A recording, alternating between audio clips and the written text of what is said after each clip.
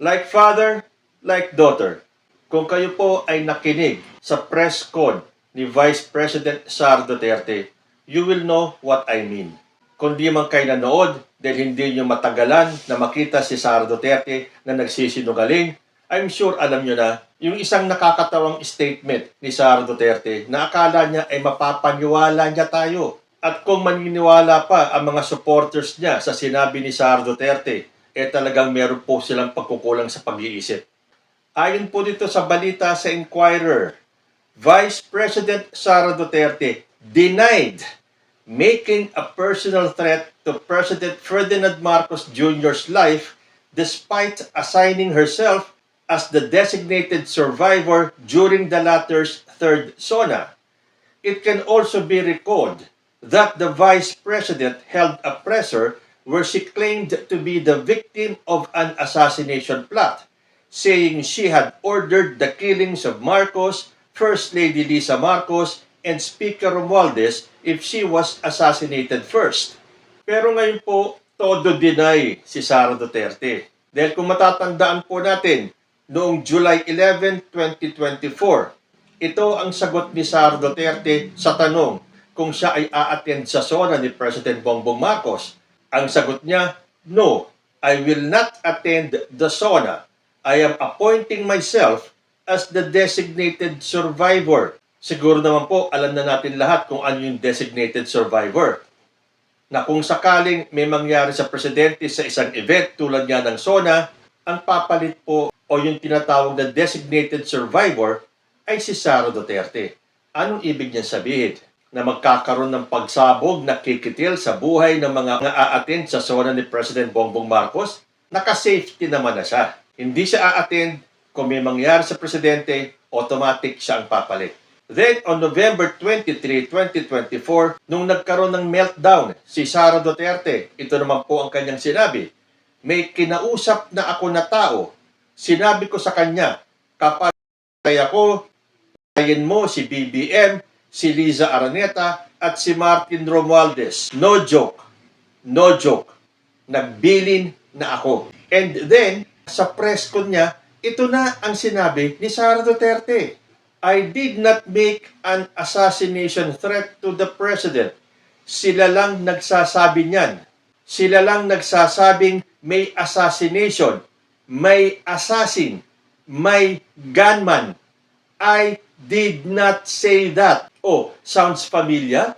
Sino nga ba yung taong ganyan na sinabing bagag ang ating presidente, nagdodroga, drug addict, tapos after a few days, sinabi niya na wala siyang sinasabing ganun, na kahit patayin siya ng 1,000 beses, wala siyang sinabing ganun.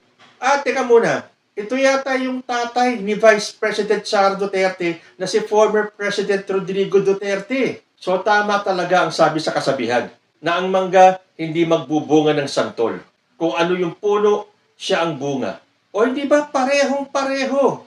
May sinabi silang ganito, after a few days, hindi daw nila sinabi. Gagawin pang tanga ni Sara Duterte ang mga Pilipino. At hindi lang ang mga Pilipino dito, mga Pilipino sa buong mundo at kahit na yung mga mamamayan ng ibang bansa na nakapanood sa meltdown ni Sara Duterte. Hindi nga ba't galit na galit siya? At nagpupuyos siya sa galit nung binantaan niya ang buhay ni President Bongbong Marcos, ni First Lady Lisa Marcos at ni Speaker Martin Romualdez. Kahapon pa lang sinabi niya na yan. Dininay niya na yan, akusasyon na yan. Sabi niya, she denies that it was an assassination plot and asked how it would be considered revenge if she was dead. So ibig sabihin, paano magiging assassination plot yan kung siya ang mapapatay? Siya na nga ang nagsabi na may kinausap na siyang tao. So, ibig sabihin, kahit na mamatay na siya, siya ay gumawa na ng plot, ng assassination plot. If I were to die, patayin mo rin sila. So, inulit niya yun ngayon. Nung sinabi niya na I did not make an assassination threat to the President. Sila lang nagsasabi niyan. Sila lang nagsasabing may assassination, may assassin, may gunman. I did not say that. Paano nakakapagsinungaling itong mga Duterte? Samantalang documented, napanood ng buong mundo ang binitawang salita ni Sara Duterte, yung kanyang pagbabanta. Tapos ngayon sasabihin niyang hindi assassination plot yon, na hindi niya pinagbantaan ang buhay ng presidente, na wala daw assassin, na walang gunman. Samantalang sa kanya na po mismo nagsabi na meron na siyang nakausap na kapag siya ay mawawala or matitigok, tigukin niya rin ang presidente, ang first lady at si speaker. Ito ba ang gusto niyong maging leader ng bansa? Iba ang sinasabi noon, iba ang sinasabi ngayon. Ang nagtaka lang ako doon sa press conference nung sinabi to ni Sara Duterte, wala man lang nagpaalala sa kanya at sinabing, Madam, pero meron po kayong binitawan ng mga salita tungkol dito, bla bla bla bla bla bla. Wala eh. So, ang akala ni Sara Duterte, napaniwala niya yung mga press people at napaniwala niya yung mga taong bayan na wala siyang sinasabing ganun.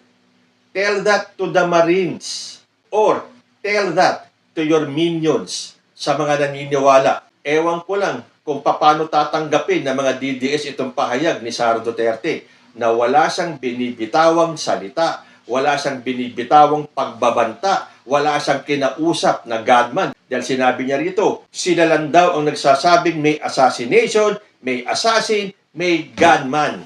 Okay, gawin tayong bobot tanga nitong si Sara Duterte. Pero alam nyo, pakiramdam ko kanina nung napanood ko to, naawa ako kay Sara Duterte. Kailangan niya talagang mag-resort sa storytelling alay. Kasi wala nang lusot eh. But in fairness, naging malumanay, naging kalbado, to the point na nagbibiro pa siya, taliwas dun sa unang pahayag niya. Nung sinabi niya na kapag siya ang magsalita, magkakagulo ang taong bayan. Tulong mo na sa bayan yan. Pag nagsalita ako, magkakagulo ang bayan. So ito ba ang magkakagulo? Hindi. Mas nasimento ang paniniwala ng taong bayan that we do not deserve a vice president like you. So, dapat bang mag-resign si Sara Duterte bilang vice president? Or hintayin niyang siya ay makonvict at mapaalis sa pwesto? Ang pahayag po ni Sara Duterte dyan, wala pa tayo doon. Masyado pang malayo yung mga ganyan na mga bagay. Andun pa lang tayo sa pagbabasa dahil mga abogado pa lang ang nagtatrabaho. Di ko talaga alam ano na ang ginagawa nila. Ito yung sagot ni Sara Duterte sa gitna ng bulong-bulungan na magre-resign siya from office sa gitna ng impeachment complaint sa kanya. Dadalawa lang po kasi talaga ang pagpipilian ni Sara Duterte to save face. It is to resign or hintayin niyang papaalis siya sa pwesto. Kung magre-resign siya, pwede pa siyang tumakbo sa 2028 presidential elections at patunayan niya sa taong bayan na siya talaga ang pinili ng mga Pilipino para maging susunod na presidente. Or hintayin niyang siya ay matanggal sa pwesto at hindi na siya makakahawak ng kahit na anong posisyon sa gobyerno at yan po ay forever na. Paano na yung mga supporters ni Sara? Paano na yung mga DDS na magrarally daw at magkakagulo daw kapag na-impeach si Sara Duterte?